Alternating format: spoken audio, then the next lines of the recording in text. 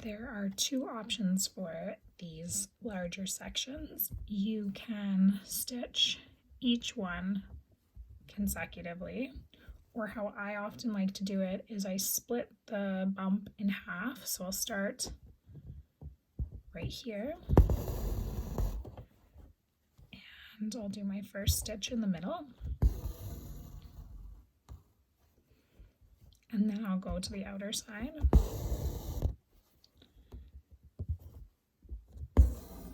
And then I like to split that section in half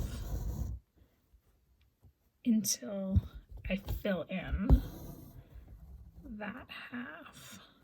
And one of the reasons I do that is just so that I can see that it evenly gets filled. And for me, it just works great. So I end up with about, most of the time, 5 stitches in that section, but then I know that it's evenly filled versus going, so like in this case I'm going to go beside it, and I'll show you the other way to fill it, which would be probably the more typical way.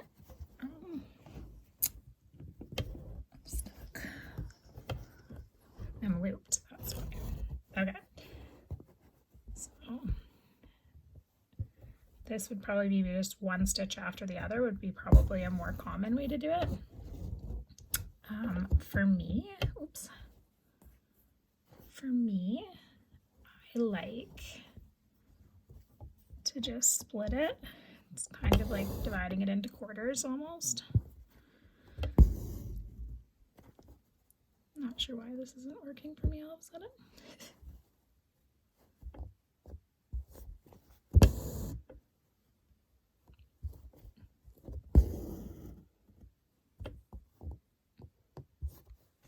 I think I actually got less stitches out of that, doing it that way.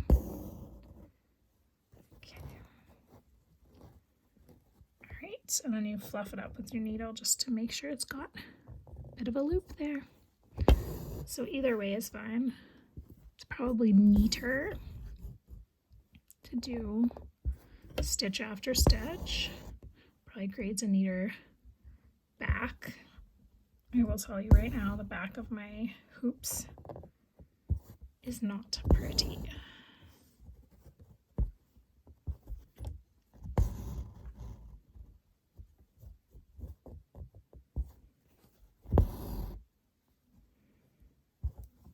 As you can see, this will probably be a good example of why I often split mine. Sometimes I leave too large of a gap, and then it's harder to go back and fill it in.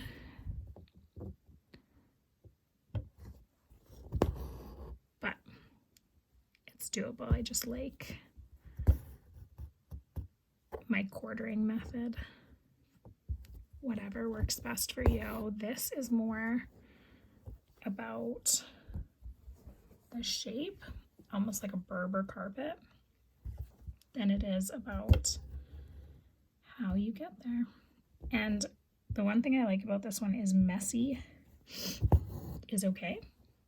If it's a little messy, that just adds to the texture. It doesn't take away from it.